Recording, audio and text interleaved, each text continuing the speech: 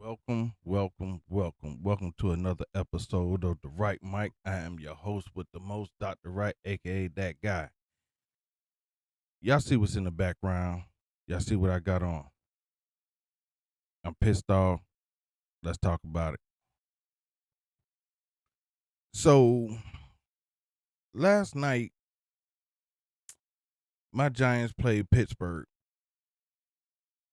And for the most part, we looking at we looking at a whole game that was kicked with nothing but field goals. Then Russell Wilson threw a touchdown.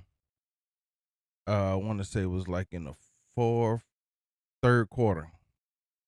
Actually, through two. No, or whatever.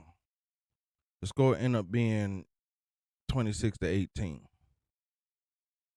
Daniel Jones was actually 24 for 38, 264 yards and an interception. Motherfucker was sacked 4 times. Russell Wilson was actually they wasn't too far behind each other. Uh, 20 of 28, 278 yards in the TD.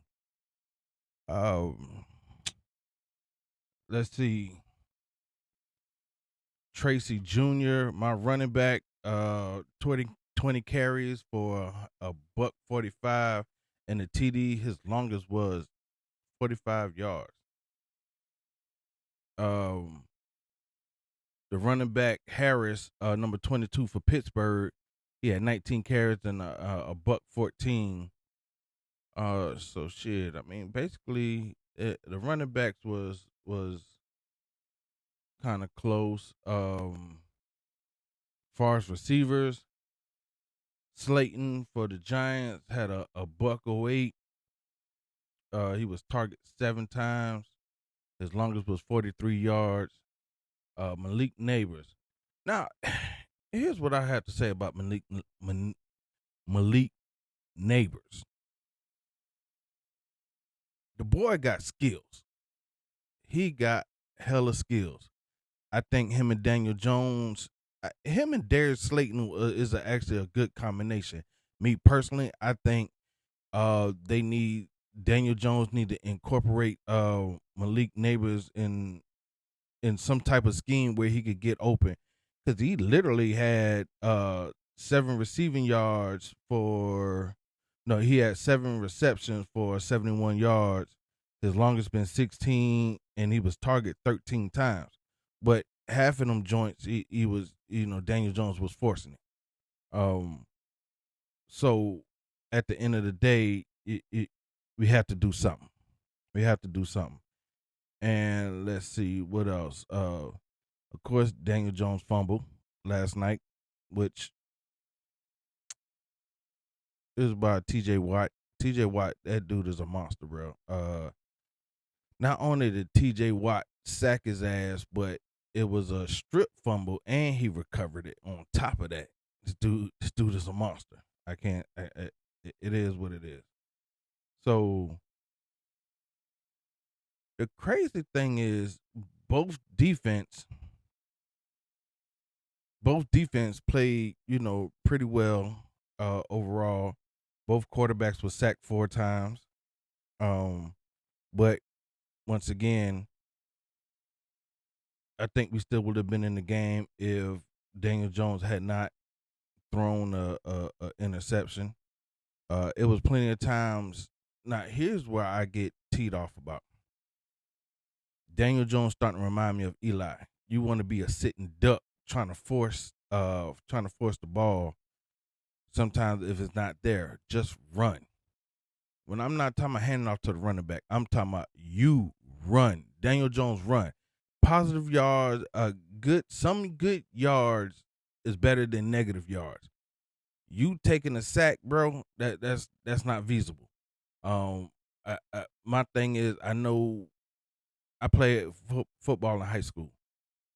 Didn't play in college. Didn't damn sure ain't playing pro. So, but anybody who knows football, if it's not there, take the fuck off. Take off. Take off, bro. Like, I don't care what your coach say, because I'm pretty sure your coach would be happy that you ran for positive yards, not negative yards, sitting there like your legs are made of lead. You can't move. Like, nah, B, we ain't doing that. A lot of our games was lost because of our quarterback poor thinking. I know you had to think on the fly, but at the end of the day, you can't wait. I know you're trying to get things to some plays to develop, but you ain't got time for that, especially when you got a defense that's kind of good and they got a monster on the other side. Like, nah, we ain't doing that shit, B. So uh, I'm see, I'm sitting here looking at Sports Center right now while I'm actually doing this. While I'm actually recording at the same time. I'm looking at the play. He could have ran straight up this gap right here, but that's just the part where he threw the interception. He could have took off. He could have took off. Then on top of that, we had so many penalties last night. It really didn't make no sense whatsoever. Um, Let me see. A lot of penalties kept us out the game, uh, back and forth. But at the end of the day, we would have had a touchdown. But actually, Malik Neighbors would have had a touchdown, but the ref didn't call it. It was actually a pass interference on Pittsburgh defense. They didn't call it, which at the end of the day, it is what it is. I'm just right now. My team is sitting shit 2-6, 2-6.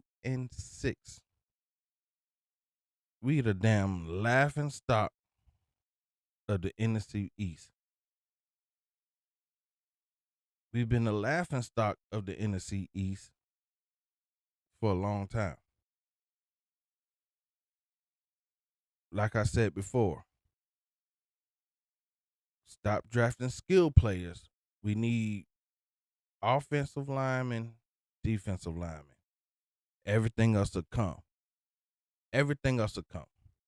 Regardless on how you want to slice it and dice it. If you have a good offensive line that that that'll hold the defense, trust and believe your receivers will get open. Anybody could tell you that. If you hold a motherfucker long enough where they can't get to your man, the receivers will get open and you can launch that shit all damn day. If you don't believe me, for the longest time, look at how the Cowboys offensive line was for a very long time, up until shit this year or maybe last year, whatever the case may be. But they defensive line, and I mean they offensive line was straight dogs, son. They It was hard to get to the quarterback. These motherfuckers pop holes open so goddamn big, damn near Cecil the Turtle could run through that shit and still won't get touched, and probably to like 12, 13 yards after the fact. So at the end of the day, we have to sit back and we have to look at what we're gonna do, what ownership gonna do, what the general manager gonna do. Are we gonna still bullshit our way and be like, oh, be the laughing stock of the conference, or we're gonna strap up these goddamn boots, get in the trenches, and start kicking ass like we used to. You need another player outside of after we need another player for Dexter Lawrence and what's my man name? I can't think of his name right now. Jesus, 'cause I'm so pissed off right now.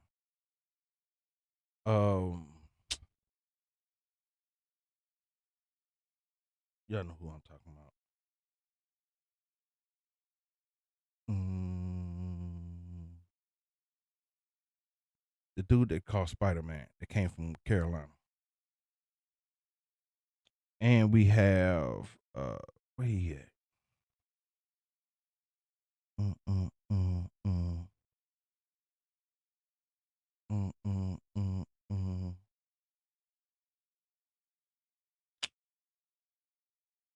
I can't find him. Anyway, so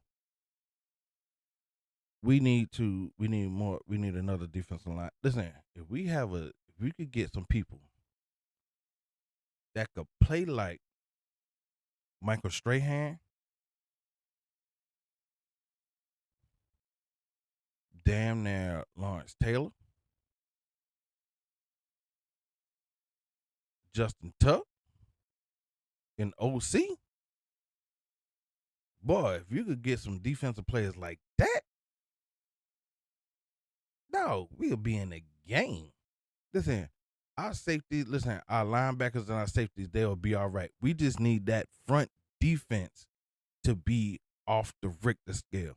Now, offensive line, we just need to get some dogs in there. So, matter of fact, speaking of offensive line, I can't think of this joker name, but when I find his ass, well, I'm gonna be on him. No Diddy. But number 70, the offensive line number 70. Man, this dude been getting beat all goddamn night, and it was pissing me off. I'm sitting in Hooters, yo, chilling. And